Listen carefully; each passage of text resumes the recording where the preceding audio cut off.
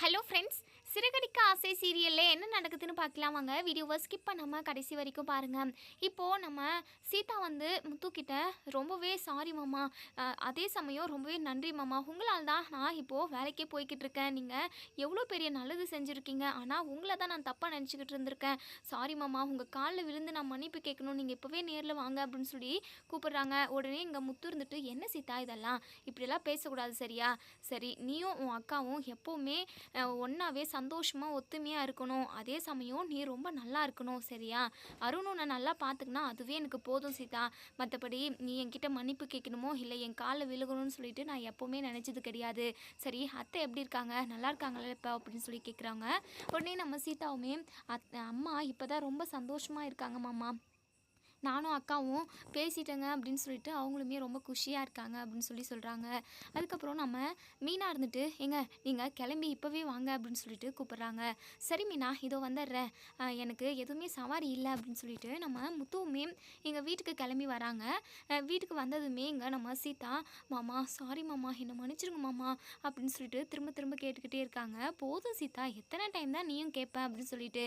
அதுக்கப்புறம் நம்ம சீதா இருந்துட்டு, மாமா இருங்க மாமா, உங்களுக்கு பிடிச்ச சிக்கன் பிரியாணி நான் செய்கிறேன், சத்யா நீ போயிட்டு சிக்கனை எடுத்துகிட்டு வா போ அப்படின்னு சொல்லிட்டு சொல்லவும், உடனே நம்ம முத்து இருந்துட்டு, அதெல்லாம் வேண்டாம் விடு சீதா, நான் சும்மா தான் வந்தேன், அத்தை எப்படி இருக்காங்க அப்படின்னு சொல்லி பார்த்துட்டு போயிடலாம் அப்படின்னு சொல்லிட்டு தான் வந்தேன் அப்படின்னு சொல்லி எல்லாருமே ஜாலியாக பேசிக்கிட்டு இருக்காங்க.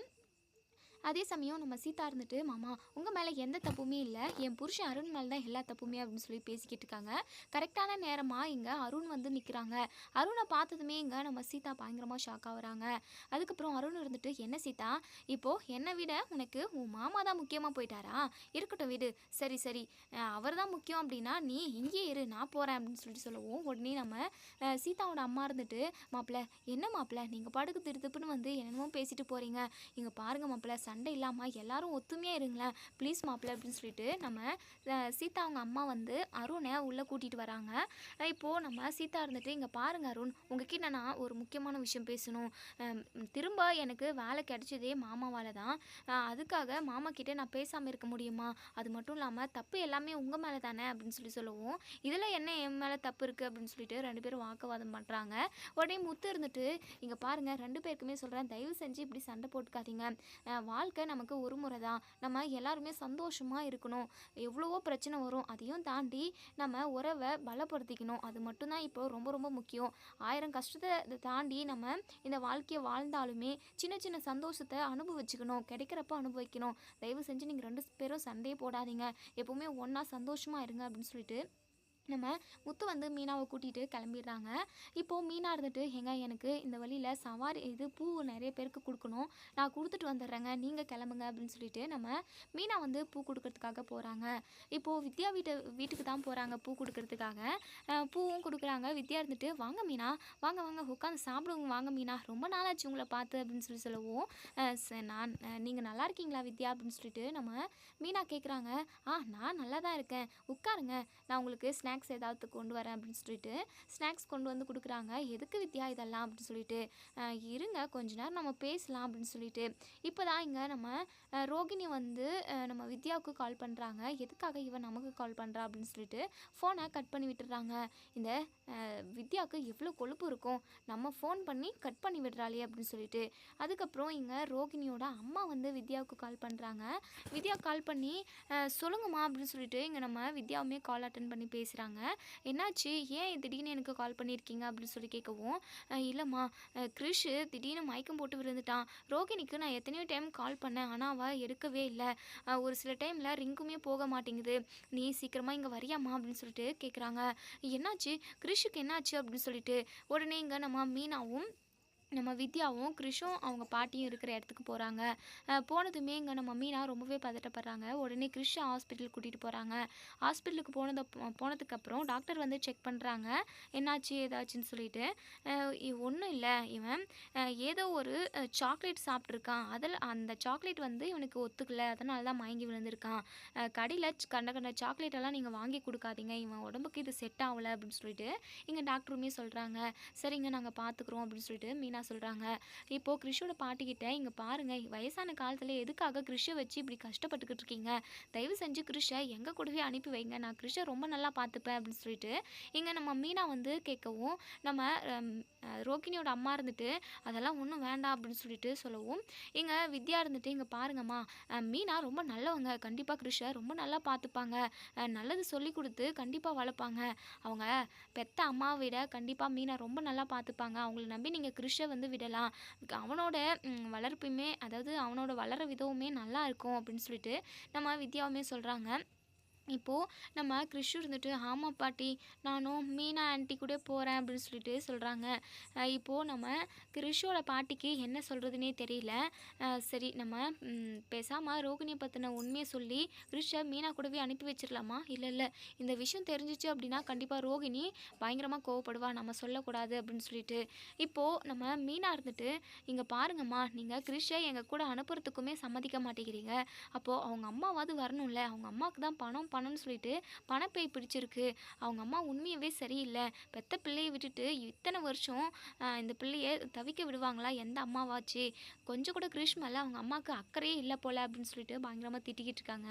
உடனே வித்யா வந்து ஒரு ஆக்ரோஷத்தில் உடனே சொல்லிடுறாங்க, ஆமாம் மீனா, அவங்க அம்மாவுக்கு கொஞ்சம் கூட அறிவே இல்லை, இந்த ரோகிணிக்கு நான் எத்தனையோ டைம் சொன்னேன் மீனா, உங்கள் பையன் அதாவது உண்மையை வந்து ரொம்ப நாளைக்கு மறைக்காத, உன் பையன் உன் கூட வளர்றது தான் ரொம்பவே சேஃப்டி, நாளைக்கு அவனோட கேரக்டருமே நல்லபடியாக வரும், அம்மா கூட இருந்தால் தான் எல்லா பாசமும் அந்த குழந்தைக்கு கிடைக்கும், அப்போ தான் நல்ல விதமாக வளரும் அப்படின்னு சொல்லிட்டு ரோகிணிக்கு எத்தனையோ டைம் சொன்னோம் மீனா, ஆனால் அந்த ரோகிணி தான் கேட்கல அப்படின்னு சொல்லிட்டு சொல்கிறாங்க. இதை கேட்டதுமே நம்ம மீனா பயங்கரமாக ஷாக் ஆகுறாங்க. என்ன சொல்கிறாரு வித்யா அப்படின்ட்டு, ஐயோ உண்மையை உளறிட்டுமோ, சரி மீனா தானே, கண்டிப்பாக மீனா யார்கிட்டையுமே சொல்ல மாட்டாங்க, இப்போதைக்கு மீனா கிட்ட மட்டும் எல்லா விஷயத்தையும் சொல்லிடுவோம் அப்படின்னு சொல்லிட்டு மீனா வந்துட்டு, என்ன வித்யா நீங்கள் பாட்டுக்கு என்னென்னமோ சொல்கிறீங்க, எனக்கு ஒன்றுமே புரியலையே அப்படின்னு சொல்லி கேட்கவும், அது வந்து கிறிஷ் இது ரோகிணியோட குழந்தை அப்படின்னு சொல்லி சொல்கிறாங்க. இதை கேட்டதுமே நம்ம மீனா பயங்கரமாக ஷாக் ஆகுறாங்க. என்ன வித்யா சொல்லிக்கிட்டு இருக்கீங்க, இதை நான் கொஞ்சம் கூட எதிர்பார்க்கல, அடிக்கடிக்கு ரோகிணி நிறைய தப்பு பண்ணியிருக்காங்க, நிறைய பொய் சொல்லியிருக்காங்க, ஆனால் இவ்வளோ பெரிய விஷயத்த மறைச்சிருக்காங்க, அப்போது ஏற்கனவே அவங்களுக்கு கல்யாணம் நடந்துருச்சா அப்படின்னு சொல்லி கேட்கவும், ஆமாம் மீனா, இவங்க தான் அதாவது ரோகிணியோட அம்மா தான் அவளுக்கு பிடிக்காத ஒரு கல்யாணத்தை சின்ன வயசுலேயே செஞ்சு வச்சுட்டாங்க, அவங்களுமே குடிச்சிட்டு ரொம்ப நாள் ரோகிணியை ரொம்பவே அதாவது கொடுமைப்படுத்தினாங்க, கொஞ்ச நாளில் கிறிஷ் பிறந்ததுக்கப்புறம் அவங்க இறந்து போயிட்டாங்க, அதுக்கப்புறம் ரோகிணி ரொம்பவே கஷ்டப்பட்டா, அவள் உண்மையான பேர் கூட ரோகிணி இல்லை கல்யாணி அப்படின்னு சொல்லி சொல்கிறாங்க. இதெல்லாம் கேட்டு நம்ம மீனாவுக்கு மயக்கமே வர மாதிரி இருக்குது. வித்யா நீங்கள் சொல்கிறது எல்லாத்தையுமே என்னால் ஏற்றுக்கவே முடியல அப்படின்னு சொல்லவும், என்ன பண்ணுறது, அவள் கசப்பான விஷயத்தை தானே செஞ்சுக்கிட்டு இருக்கா அப்படின்னு சொல்லிட்டு நம்ம வித்யா வந்து சொல்ல ஆரம்பிக்கிறாங்க. கிறிஷ் வந்து அவங்க அம்மா கூட இருக்கணும்னு ரொம்பவே ஆசைப்படுறான், ஆனால் ரோகிணி ரொம்பவே மனசு கஷ்டத்தில் இருக்கிறப்போ வாழ்க்கையே போச்சுன்னு நினச்சிக்கிட்டு இருக்கப்போ தான் மனோஜை பார்த்துருக்கா, அதுக்கப்புறம் 2 பேருமே லவ் பண்ண ஆரம்பிச்சிருக்காங்க. ரோகிணியுமே இது மனோஜோட அம்மா கிட்டலாம் பேச ஆரம்பித்ததுமே மனோஜோட அம்மாவுக்கு பணக்கார வீட்டு பொண்ணு தான் வேணுன்ற மாதிரி அவங்க பேசியிருப்பாங்க போல், அதனால் நான் பணக்காரி அப்படி இப்படின்னு சொல்லிட்டு பொய்யை சொல்லி ஒரு வழியாக மனோஜும் ரோகிணியும் கல்யாணம் பண்ணிக்கிட்டாங்க. இப்போது எப்படியாவது கிறிஷை அந்த வீட்டுக்கு கூட்டிகிட்டு வரணும்னு தான் நினைக்கிறான், ஆனால் வீட்டில் அந்த மாதிரி சுச்சுவேஷனே இல்லை, அவளுக்கு ஏற்கனவே கல்யாணம் நடந்துருச்சு, ஒரு குழந்தை இருக்குது அப்படின்ற விஷயம் அவங்க மாமியாருக்கு தெரிஞ்சது அப்படின்னா கண்டிப்பாக அவளை வீட்டிலே வச்சு வைக்க மாட்டாங்க, வீட்டை விட்டு துரத்திடுவாங்கன்ற பயத்தில் இப்போ வரைக்குமே இந்த விஷயத்தை யார்கிட்டையுமே சொல்லாமல் மூடி மறைச்சிக்கிட்டு இருக்கா. கண்டிப்பாக மனோஜுக்குமே தெரிஞ்சாலுமே பெரிய பிரச்சனை தான் வரும், ஆனால் அவள் எப்படி தான் சமாளிப்பான்னு எனக்கு தெரியவே தெரியல, அதாவது எவ்வளோ பிரச்சனைனாலும் வரட்டும், நீ உண்மையை சொல்லிடு ரோகிணின்னு சொல்லிட்டு நான் எத்தனையோ டைம் அவகிட்ட சொன்னேன், ஆனால் அவள் கேட்குற மாதிரி தெரியல, பாவம் கிறிஷோட வாழ்க்கை தான் இப்போது ரொம்பவே மோசமான நிலையில் இருக்குது, கிறிஷ் ரொம்ப பாவம் இல்லை அப்படின்னு சொல்லிட்டு நம்ம வித்யா வந்து சொல்கிறாங்க. இதெல்லாம் கேட்டு நம்ம மீனாவுக்கு தலையை கர்றன்னு சுற்றுற மாதிரி இருக்குது. கிறிஷ், அப்போது நான் உனக்கு பெரியம்மாடா அப்படின்னு சொல்கிறாங்க. இப்போது நம்ம ரோகிணியோட அம்மா பயங்கரமாக சந்தோஷப்படுறாங்க. மீனா, அப்போது நீ கிறிஷை ஏற்றுக்கிட்டியா அப்படின்னு சொல்லிட்டு, இங்கே பாருங்கள், வீட்டுக்கு தெரிஞ்சால் கண்டிப்பாக பயங்கரமாக பிரச்சனை தான் வரும், இருந்தாலும் கிறிஷை எனக்கு ரொம்ப ரொம்ப பிடிக்கும், இவன் எங்கள் வீட்டு வாரிசு அப்படின்னு சொல்கிறாங்க. இப்போது நம்ம ரோகிணியோட அம்மா இருந்துட்டு, மீனா உனக்கு உண்மையாகவே ரொம்ப நல்ல மனசு, நான் அப்போவே சொன்னேன், முத்துக்கிட்டேயும் மீனாக்கிட்டேயும் உன் பிரச்சனை என்னன்னு சொல்லிடி, கண்டிப்பாக உன் வாழ்க்கையை காப்பாற்றி கொடுப்பாங்கன்னு சொல்லிட்டு நான் அவகிட்ட சொல்லியிருக்கேன், ஆனால் அவள் நீங்கள் 2 பேரும் தான் எதிரின்ற மாதிரியே பேசுவா. இப்போது இத்தனை நாளாக இந்த பொய்யை மறைச்சிக்கிட்டு வந்திருக்கா. அதாவது இந்த உண்மையை பொய் சொல்லி மறைச்சிக்கிட்டு இருந்திருக்கா. இப்போது கிறிஷு தான் அவளோட பையன்ற விஷயம் உங்கள் வீட்டில் உள்ள எல்லாருக்கும் தெரிஞ்சுது அப்படின்னா பெரிய பிரச்சனையே வரும் மீனா. மீனா, எனக்கு ஒரு உதவி செய்ய முடியுமா அப்படின்னு சொல்லிட்டு நம்ம ரோகிணியோட அம்மா வந்து கேட்குறாங்க. உடனே இங்கே மீனா இருந்துட்டு என்னால் முடிஞ்சது அப்படின்னா கண்டிப்பாக நான் உங்களுக்காக செய்கிறேம்மா, என்னன்னு சொல்லுங்கள் அப்படின்னு சொல்லி கேட்கவும், இப்போது நம்ம ரோகிணியோட அம்மா இருந்துட்டு மீனா, என் பொண்ணோட வாழ்க்கையை நீ தான் காப்பாற்றி கொடுக்கணும். வாழ்க்கை தான் அவளுக்கு நல்லபடியாக அமையல, 2வது வாழ்க்கையாவது அவள் சந்தோஷமாக வாழணும். உங்கள் வீட்டில் உள்ளவங்க கிட்ட பக்குவமாக எடுத்து சொல்லி நீ அவளோட வாழ்க்கையை சரி செஞ்சு வைக்க அப்படின்னு சொல்லிட்டு நம்ம கிறிஷோட அம்மா பாட்டி கேட்கவும், இங்கே மீனா வந்து யோசிக்கிறாங்க. இந்த விஷயத்தில் நான் வீட்டில் உள்ளவங்க கிட்ட சொன்னேன் அப்படின்னா கண்டிப்பாக நான் சொல்கிறத ஏற்றுக்கிறவங்க யாருமே கிடையாது. என் புருஷன் வேணால் கண்டிப்பாக நான் சொல்கிறத கேட்பாரு, அது மட்டும் இல்லாமல் என் மாமா கூட கேட்பாரு. ஆனால் என் மாமியார் கண்டிப்பாக ரொம்பவே கோவப்படுவாங்க. இதெல்லாம் எங்கே போய் முடியும்னு கூட எனக்கு தெரியலைங்க. இது பெரிய பிரச்சனையாக தான் போய் முடியும். ரோகிணிக்குள்ளே இவ்வளோ பெரிய மர்மம் ஒளிஞ்சிக்கிட்டு இருக்குன்னு சொல்லிட்டு நான் கொஞ்சம் கூட எதிர்பார்க்கல. வேறு ஏதாவது திருட்டு வேலை பண்ணுவாங்க அப்படின்னு சொல்லிட்டு தான் நாங்கள் நினச்சிருக்கோம். ஆனால் இவங்களுக்கு ஏற்கனவே கல்யாணம் நடந்திருக்கு. இந்த விஷயத்த இத்தனை நாளாக மறைச்சிருக்காங்கன்றது ரொம்பவே அதிர்ச்சியான விஷயந்தான். கண்டிப்பாக இந்த விஷயம் என் மாமியாருக்கு மட்டும் தெரிஞ்சது அவ்வளோதான். ரோகிணி அந்த வீட்டிலே இருக்க முடியாது. அது மட்டும் இல்லாமல் மனோஜுக்கு வேறு கல்யாணம் பண்ணுறதுக்கு கூட நிறைய வாய்ப்பு இருக்குது அப்படின்னு சொல்லிட்டு மீனா சொல்கிறாங்க. இப்போது நம்ம ரோகிணியோட அம்மா பயங்கரமாக அழுகுறாங்க. இங்கே பாருங்கம்மா, நீங்கள் அழுகாதீங்க. என்ன நடக்கணும்னு இருக்கோ அதுதான் நடக்கும். இப்போதைக்கு நான் இந்த விஷயத்த வீட்டில் நான் சொல்லலை. கரெக்டான நேரமாக பார்த்து ரோகிணியை வீட்டில் சொல்லட்டும். நானாக போய் சொன்னேன் அப்படின்னா கண்டிப்பாக ரோகிணி என்னை எதிரியாக தான் நினைப்பாங்க அப்படின்னு சொல்லிட்டு இங்கே நம்ம மீனா வந்து சொல்கிறாங்க. இப்போது வித்யாவும் மீனாவும் அங்கேருந்து கிளம்பி வந்துடுறாங்க. இப்போது நம்ம வித்யா இருந்துட்டு மீனா, நீங்கள் இந்த விஷயத்த உண்மையாகவே உங்கள் வீட்டில் சொல்ல மாட்டீங்களா அப்படின்னு சொல்லி கேட்கவும், ஆமாங்க, எனக்கு ஒரு மாதிரி பயமாக இருக்குது. இதை நான் சொல்லி ரோகிணியோட வாழ்க்கைக்கு ஏதாவது ஒரு பிரச்சனை வந்துடுச்சுன்னா என்ன பண்ண முடியும்? என்னதான் இருந்தாலும் வாழ்க்கையில் அவங்க கஷ்டப்பட்டுருக்காங்க. அப்படியே கஷ்டப்பட்டுருந்தாலுமே உண்மையை மனோஜ்கிட்ட சொல்லியிருக்கலாம். சொல்லாமல் இவங்க மூடி வச்சுக்கிட்டு இருக்கிறது தான் ரொம்பவே தப்பு. எனக்குமே இந்த விஷயத்தில் என்ன மாதிரியான முடிவு எடுக்கிறதுனே எனக்கு ஒன்றுமே புரியல. அது மட்டும் இல்லாமல் அவர்கிட்ட நான் இந்த விஷயத்தெல்லாம் மறைக்க மாட்டேன். நான் எதுவாக இருந்தாலும் என் புருஷன்கிட்ட சொல்லிடுவேன். கண்டிப்பாக இந்த விஷயத்தையுமே என் புருஷன்கிட்ட சொல்ல தான் போகிறேன். அவர் என்ன முடிவு எடுக்கிறாருன்னு சொல்லிட்டு பார்க்கலாம் அப்படின்னு சொல்லி நம்ம மீனா வந்து சொல்கிறாங்க. சரி வித்யா, நான் கிளம்புறேன், எனக்கு பூ கொடுக்குற வேலை இருக்குது அப்படின்னு சொல்லிட்டு இங்கே நம்ம மீனா வந்து வித்யா கிட்ட சொல்லிட்டு கிளம்பி வந்துடுறாங்க. வித்யாவுக்குமே படபடப்பாக இருக்குது. இந்த விஷயம் வீட்டுக்கு தெரிஞ்சது அப்படின்னா கண்டிப்பாக பெரிய பிரச்சனை வரும். கண்டிப்பாக நம்ம தான் இந்த விஷயத்த மீனா கிட்ட சொன்னோன்ற விஷயம் ரோகிணிக்கு தெரிஞ்சிச்சு அப்படின்னா பேயாட்டம் ஆடிடுவா. இருக்கட்டும், எத்தனை நாளைக்கு தான் அவன் உண்மையை மறைச்சிக்கிட்டு இருப்பான். என்னைக்காக இருந்தாலும் உண்மை வெளிவர தானே போகுது அப்படின்னு சொல்லிட்டு இங்கே வித்யாவுமே சாதாரணமாக அதை கேஷுவலாக எடுத்துக்கிட்டு போயிடுறாங்க. இங்கே மீனாவுக்கு இப்போ வரைக்குமே அந்த அதிர்ச்சியிலிருந்து மீண்டு வரவே முடியல. ரோகிணி இவ்வளோ பெரிய பொய் சொல்லியிருக்காங்களான்ற மாதிரி. சரி, இந்த விஷயத்த ஃபஸ்ட்டு அவர்கிட்ட சொல்லணும் அப்படின்னு சொல்லிட்டு ஃபோன் பண்ணுறாங்க. ஆனால் நம்ம முத்து வந்து ஃபோன் அட்டன் பண்ணுறதில்ல, ஏன்னா டிரைவிங்கில் இருக்காங்க. சரி, நம்ம வீட்டுக்கு போனதும் நேர்லேயே அவர்கிட்ட சொல்லிடணும், கண்டிப்பாக சொல்லணும், அவர் என்ன சொல்கிறாருன்னு பார்க்கணுன்ற மாதிரி நம்ம மீனா வந்து வீட்டுக்கு போய்கிட்டு இருக்காங்க முத்துக்கிட்ட சொல்கிறதுக்காக. இன்னொரு சைடு இங்கே ரோகிணிக்கு ஒரு விஷயம் தெரிய வருது. அதாவது நம்ம சத்யா வந்து ஃபினான்ஸ் கம்பெனியில் வேலை செஞ்சுக்கிட்டு இருக்காங்க இல்லையா, அங்கே ஃபினான்ஸ் கம்பெனியோட ஓனர் பொண்ணு இருக்காங்க இல்லையா, அவங்க வந்து சத்யாவை ரூட் விடுறாங்கன்னு கூட சொல்லலாம், சத்யாவை சைட் அடிக்கிறாங்கன்னு சொல்லலாம். இப்போது அவங்க ரொம்பவே க்ளோஸாக பேசிக்கிறாங்க. இந்த விஷயம் வந்து ரோகிணிக்கு தெரிய வருது. எப்படின்னா இப்போது இது சதீஷ் வந்து பணம் கேட்டிருப்பாங்க இல்லையா, நம்ம ரோகிணிக்கிட்ட அடிக்கடிக்கு பணம் கேட்டு மிரட்டுவாங்க இல்லையா, ஒரு தேவைக்காக ஃபினான்ஸ் கம்பெனிக்கு ஃபைனான்ஸ் எடுக்கிறதுக்காக வந்திருப்பாங்க. அப்போ தான் இந்த விஷயம் வந்து ரோகிணிக்கு தெரிய வருது. சரி, இந்த விஷயத்தை இப்படியே விட்டுறக்கூடாது அப்படின்னு சொல்லிட்டு ரோகிணி சிந்தாமணிக்கு கால் பண்ணுறாங்க. இங்கே சிந்தாமணியுமே சொல்லுங்கன்னு, என்ன திடீர்னு எனக்கு ஃபோன் பண்ணியிருக்க அப்படின்னு சொல்லி கேட்கவும், ஏங்க உங்ககிட்ட நான் ஒரு முக்கியமான விஷயம் பேசணுங்க, நான் சொல்கிற இடத்துக்கு நீங்கள் வந்துடுங்க அப்படின்னு சொல்லிட்டு சொல்கிறாங்க. சரி கண்ணு, நான் வந்துடுறேன் அப்படின்னு சொல்லிட்டு இங்கே சிந்தாமணியுமே இங்கே ரோகிணி சொன்ன அட்ரஸ்க்கு வந்துடுறாங்க.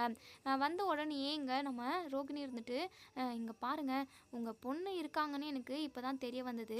அவங்க வந்து அதான் மீனாவோட தம்பி கூட ரொம்பவே க்ளோஸாக பழகுறாங்க. இதை நான் என் கண்ணாலேயே பார்த்தேன். நீங்கள் கொஞ்சம் உஷாரா இருங்க அப்படின்னு சொல்கிறாங்க. இதை கேட்டதுமே சிந்தாமணி பயங்கரமாக ஷாக் ஆகுறாங்க. உடனே ரோகிணி இருந்துட்டு, உங்களுக்கே தெரியும்ல மீனாவோட ஃபேமிலி எப்படின்ட்டு. பணக்காரங்கள பார்த்தா வளைச்சு போடுறது தான் அவங்களோட திட்டமே. இப்போது நீங்கள் ரொம்ப பணக்காரங்களா இருக்கீங்க. இந்த விஷயம் தெரிஞ்சு தான் அந்த சத்யா உங்கள் பொண்ணை வளைச்சு போட பார்க்குறான். எப்படியாவது நீங்கள் உஷாராயிக்கோங்க. அவன் சரியான திருட்டு பையன், பொறுக்கி பையன் அப்படின்னு சொல்லிட்டு இங்கே ரோகிணி வந்து ஒன்றுக்கு ரெண்டாக ஏற்றி விட்டுக்கிட்டு இருக்காங்க. இப்போது சிந்தாமணி இருந்துட்டு பயங்கர கோவப்படுறாங்க. இதை நான் இப்படியே விடமாட்டேன் அப்படின்னு சொல்லிட்டு எங்கள் சிந்தாமணி பயங்கர கோவமாக இங்கே நம்ம மீனாவோட அம்மா வீட்டுக்கு போகிறாங்க. மீனாவோட அம்மா வந்து உடம்புக்கு முடியாமங்கிறாங்க ஏற்கனவே. இப்போது வீட்டில் போயிட்டு பயங்கரமாக சத்தம் போடுறாங்க. இங்கே பாருங்கள், உங்கள் பொண்ணு உங்கள் பையன்லாம் எங்கே அப்படின்னு சொல்லி கேட்கவும், என் பொண்ணு அவங்க வீட்டுக்கு போயிருப்பான், என் பையன் இப்போது எங்கேயோ வெளியே போயிருக்கான், என்ன வேணும் உங்களுக்கு அப்படின்னு சொல்லிட்டு நம்ம மீனாவோட அம்மா வந்து கேட்குறாங்க. உடனே இங்கே நம்ம சிந்தாமணி இருந்துட்டு, உங்கள் பையனுக்கு என்ன கொழுப்பா? என் பொண்ணை கல்யாணம் பண்ணிக்கணும்னு சொல்லிட்டு விருப்பப்படுறான் அவன். அவனுக்கெல்லாம் என்ன தகுதி இருக்குது என் பொண்ணை கல்யாணம் பண்ணிக்கிறதுக்கு? என் பொண்ணை இப்போது லவ் பண்ணிக்கிட்டு இருக்கான். இதெல்லாம் கொஞ்சம் கூட சரியில்லை. எதுக்காக பேசி சிரிச்சுட்டு லவ் பண்ணி தெரிஞ்சுக்கிட்டு இருக்கணும்? நீங்கள் இதான் சொல்லி கொடுத்து வளர்த்த லட்சணமா?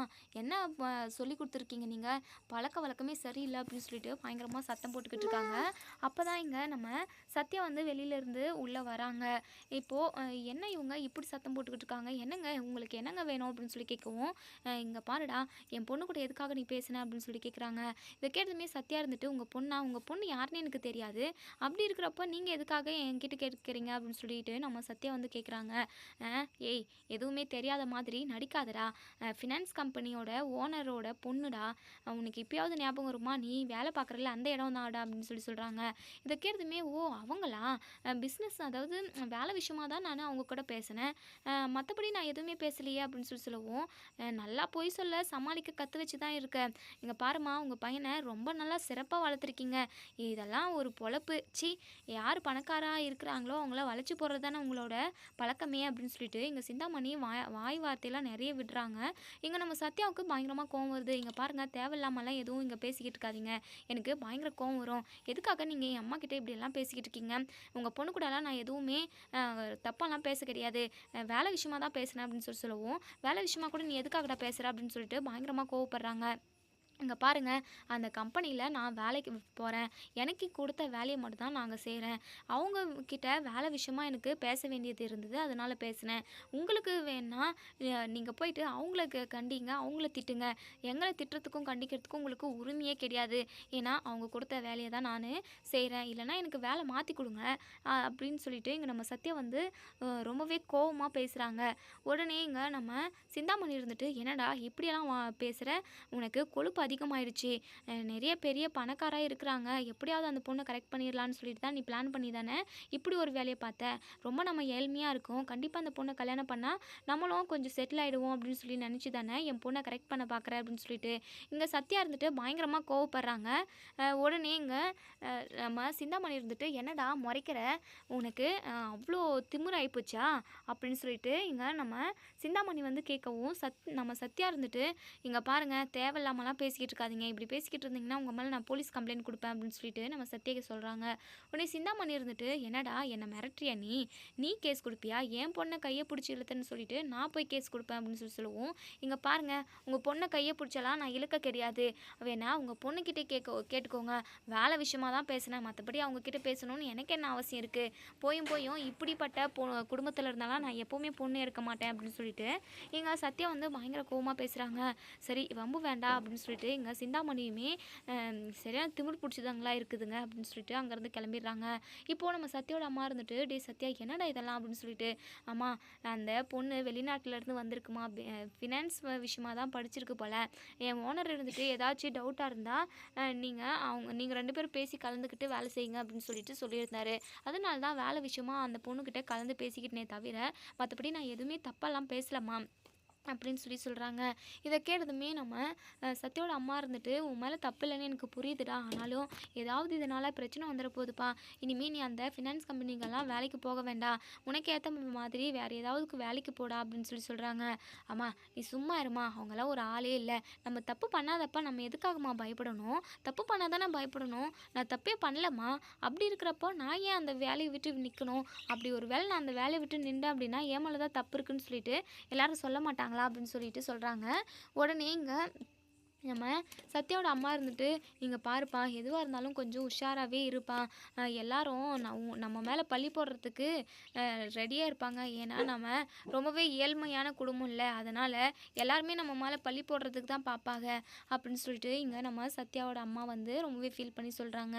இன்னொரு சைடு நம்ம மீனா வீட்டுக்கு போனதுமே முத்துவை தேடுறாங்க. முத்து இன்னுமே வர காணும் போல். முத்து வரத்துக்காக ரொம்பவே வெயிட் பண்ணிக்கிட்டு இருக்காங்க. இப்போது நம்ம விஜயா இருந்துட்டு, "ஏ மீனா, என்னடி வாசலவே பார்த்துக்கிட்டு இருக்க? என்ன யார் வராங்க? உன் அம்மா இது இங்கே வராங்களா? உங்கள் அம்மாவுக்கு ஏற்கனவே உடம்பு முடியல. ஓ, இந்த வீட்டிலே வந்து எப்படியும் ஒரு 2-3 மாதம் தங்கிடலான்னு சொல்லிட்டு பிளான் பண்ணுறீங்களா?" அப்படின்னு சொல்லிட்டு விஜயா பாட்டுக்கு பேசுகிறாங்க. "இங்கே பாருங்க அத்தை, எதுக்காக தேவையில்லாமல் பேசிக்கிட்டு இருக்கீங்க? நான் என்ன உங்ககிட்ட சொன்னேன்னா என் அம்மா வந்து இங்கே 2-3 மாதம் தங்குறாங்கன்னு சொல்லிட்டு? தேவையில்லாமல் என் அம்மா இப்போ வரைக்குமெல்லாம் நீங்கள் எதுவும் பேசாதீங்க, அவ்வளோதான் சொல்லிட்டேன் பார்த்துக்கோங்க." அப்படின்னு சொல்லிட்டு இங்கே மீனா வந்து பயங்கரமாக கோவப்படுறாங்க. என்ன இவன் இப்படி கோவப்படுறா அப்படின்னு சொல்லிட்டு விஜயா வந்து நினைக்கிறாங்க. "ஏய் மீனா, எனக்கு தலைவலிக்கிற மாதிரி இருக்குது, போயிட்டு ஒரு காஃபி போட்டு கொண்டு வாப்போ." அப்படின்னு சொல்லிட்டு சொல்கிறாங்க. இப்போது நம்ம மீனாவுமே காஃபி போட்டு கொண்டு வந்து கொடுக்குறாங்க. வழிய வழிய பார்த்துக்கிட்டே இருக்காங்க வாசப்படியவே. இங்கே நம்ம அண்ணாமலை வராங்க. "என்னம்மா மீனா, யாருக்காகம்மா நீ வெயிட் பண்ணிக்கிட்டு இருக்க?" அப்படின்னு சொல்லிட்டு கேட்குறாங்க. உடனே இங்கே நம்ம மீனா இருந்துட்டு, "மாமா, அது வந்து..." உடனே விஜயாவோ, "ஏங்க நானும் அதை தான் கேட்டுக்கிட்டு இருக்கேன். இவ ரொம்ப நேரமாக இங்கே வழியவே தான் பார்த்துக்கிட்டு இருக்கா. என்னன்னு கேட்டால் ஓவராக திமிரா பேசிக்கிட்டு இருக்காங்கங்க." அப்படின்னு சொல்லவும், "இங்கே பார் விஜயா, வாயை மூடிக்கிட்டு நீ சும்மா இரு, நான் அவளை தானே கேட்டுக்கிட்டு இருக்கேன். சொல்லுமா மீனா, நீ யாருக்காக வெயிட் பண்ணிக்கிட்டு இருக்க?" அப்படின்னு சொல்லி கேட்கவும், "இல்லை மாமா, அவர் வருவார் அப்படின்றதுக்காக தான்." "ஓஹோ, அவர் வேலையை முடிச்சுட்டு வருவார். அவர் வருவார்னு பார்த்துக்கிட்டு இருக்கே என்ன?" அப்படின்னு சொல்லிட்டு விஜயா வந்து நக்கலாக பேசுகிறாங்க. உடனே அண்ணாமலை எடுத்துகிட்டு, "விஜயா, கொஞ்சம் வாயை மூடுன்னு சொல்லிட்டு இப்போ தான் சொன்னேன்.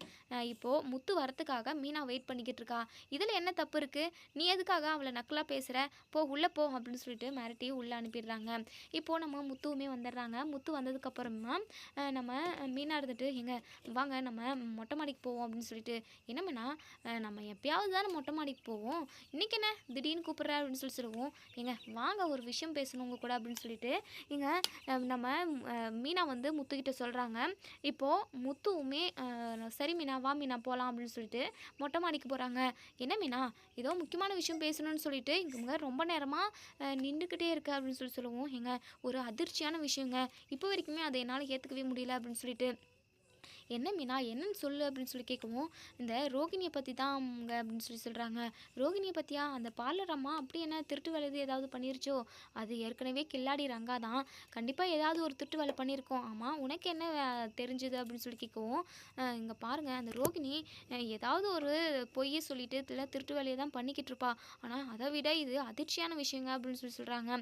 இதை கேட்டதுமே இங்கே முத்து இருந்துட்டு, "என்னன்னு சொல்லு மீனா, நான் தெரிஞ்சுக்கணும்னு ஆவலாக இருக்குது." அப்படின்னு சொல்கிறாங்க. அதுக்கப்புறம் நம்ம மீனா இருந்துட்டு, கிறிஷை நமக்கு தெரியும் இல்லைங்க." அப்படின்னு சொல்லவும், "கிறிஷை நமக்கு தெரியும் மீனா, சொல்லு மீனா." அப்படின்னு சொல்லவும், "கிறிஷ் வேறு யாரும் இல்லைங்க, ரோகிணியோட குழந்தை தான்." அப்படின்னு சொல்கிறாங்க. இதை கேட்டதுமே நம்ம முத்து வாயை பொழக்கிறாங்க. "என்ன மீனா சொல்கிற?" அப்படின்னு சொல்லிட்டு. "ஆமாங்க, கிறிஷ் வந்து ரோகிணியோட புருஷனுக்கு வந்த குழந்தை. அது மட்டும் இல்லாமல் கிறிஷோட பாட்டி தான் ரோகிணியோட அம்மா." அப்படின்னு சொல்கிறாங்க. "என்ன மீனா சொல்கிற? ரோகிணியோட அம்மா தான் இறந்து போயிட்டாங்கன்னு சொல்லிட்டு ஒரு ரீலாக விட்டு இருந்தது அந்த பார்லர் அம்மா." அப்படின்னு சொல்லி கேட்கவும், "ஆமாங்க, அந்த ரோகிணி இன்னும் என்னெல்லாம் போய் சொல்லி வச்சுருக்காங்கன்னு தெரியல. கிறிஷ் வந்து இப்போ ரோகிணியோட பையன்தான்." அப்படின்னு சொல்கிறாங்க. அப்போது ஏற்கனவே இந்த ரோகிணி பார்லர் அம்மாவுக்கு கல்யாணம் நடந்திருக்கு. இப்போது கிறிஷும் வந்து அவங்களோட குழந்தை. இந்த விஷயம் தெரியாமவே இத்தனை வருஷமாக இந்த மனோஜ் இருக்கான் போல், ஒரு வேளை விஷயம் தெரிஞ்சிருக்குமோ?" அப்படின்னு சொல்லிட்டு. "இல்லைங்க, மனோஜுக்குமே இந்த விஷயம் தெரியல போல்." அப்படின்னு சொல்கிறாங்க. இங்கே நம்ம அதாவது முத்து இருந்துட்டு, இந்த மனோஜ் எல்லாத்திலும் தான் முட்டாளாக இருக்கான்னு பார்த்தா, இப்போது இவன் வாழ்க்கை விஷயத்துலையுமே முட்டாளாக தான் இருக்கான் போல். இந்த ரோகிணி மனோஜோட தலையில் நல்லாவே மிளகா அரிக்குது. மீனா, இந்த விஷயத்த நம்ம இப்படியே விட்டுறக்கூடாது. நம்ம குடும்பத்தையே இந்த பாடலமாக எல்லாருமே ஏமாற்றிக்கிட்டு இருக்கு. நம்ம இந்த விஷயத்த இப்போவே எல்லாருக்கிட்டையுமே சொல்லணும்." அப்படின்னு சொல்லிட்டு சொல்கிறாங்க. இதை கேட்டதுமே நம்ம மீனா இருந்துட்டு, "ஏங்க, இதை சொல்கிறதுக்கு முன்னாடி நம்ம நல்லா யோசிக்கணுங்க. ஏன்னா இதனால் ஏதாவது பிரச்சனை வரப்போகுது." அப்படின்னு சொல்லவும், "ஆமாம் மீனா, பிரச்சனை வரதான் செய்யும். இவ்வளோ பெரிய விஷயத்த இந்த பார்லரமா நம்ம எல்லாருக்கிட்டேயுமே மறைச்சிருக்கு. நம்மளை விடு, மனோஜ் பாவம்ல, அவன் முட்டாள்னு தெரிஞ்சே அவள் ஏமாற்றிக்கிட்டு இருக்கா. இன்னும் என்னெல்லாம் இருக்கோ, ஏற்கனவே கல்யாணம் ஆனவ." அப்படின்னு சொல்கிறாங்க. நம்ம முத்து இருந்துட்டு இந்த விஷயத்த உடனே வீட்டில் உள்ள எல்லாருக்கிட்டையுமே சொல்லணும் அப்படின்றதுக்காக உடனே மொட்டை மாடியிலேருந்து கீழே வராங்க. மீனா எவ்வளவோ சொல்கிறாங்க, வேண்டாம் இன்னும் கொஞ்ச நாள் பொறுத்து போகலாம் அப்படின்னு சொல்லிட்டு. ஆனால் நம்ம முத்து வந்து கேட்கவே கேட்கல. நம்ம முத்து வந்து விஜயா கிட்ட உங்ககிட்ட ஒரு முக்கியமான விஷயம் பேசணும். உங்கள் பையன் முட்டாள் மனோஜ் எப்போவுமே முட்டாளாக தான் இருப்பானா? எல்லா விஷயத்துலையும், அதாவது பண விஷயத்தில், பிஸ்னஸ் விஷயத்தில் தான் முட்டாளாக இருக்கான். வாழ்க்கை விஷயத்துலையுமே முட்டாளாக தான் இருந்திருக்கான் அப்படின்னு சொல்லவும் விஜயா பயங்கரமாக கோவப்படுறாங்க. இங்கே பாருடா, என் பையனை பற்றி இப்படியெல்லாம் பேசிக்கிட்டு இருந்தா அவ்வளோதான் அப்படின்னு சொல்லிட்டு பயங்கரமாக கோவப்படுறாங்க. இப்போது முத்து வந்து பயங்கரமாக சிரிக்கிறாங்க. இதோட இந்த ரிவ்யூ முடியுது. இதுக்கப்புறம் என்ன நடக்கு சொல்லி வெயிட் பண்ணி பார்ப்போம் ஃப்ரெண்ட்ஸ். இப்போது முத்து வந்து விஜயா கிட்ட ரோகிணி பற்றின அந்த உண்மையை சொல்லிட்டாங்க அப்படின்னா கண்டிப்பாக நீங்கள் விஜயா வந்து பயங்கர கோவப்படுவாங்க. ரோகிணியை வீட்டை விட்டு வெளியே அனுப்புறதுக்கு கூட தயாராக தான் இருப்பாங்க. என்ன முடிவெடுப்பாங்க அப்படின்றத நம்ம வரப்போகிற எபிசோடில் பார்த்து தெரிஞ்சுப்போம். நீங்கள் என்ன நினைக்கிறீங்க அப்படின்றத கமெண்ட் பாக்ஸில் கமெண்ட் பண்ணி தெரிவிங்க. தேங்க்யூ.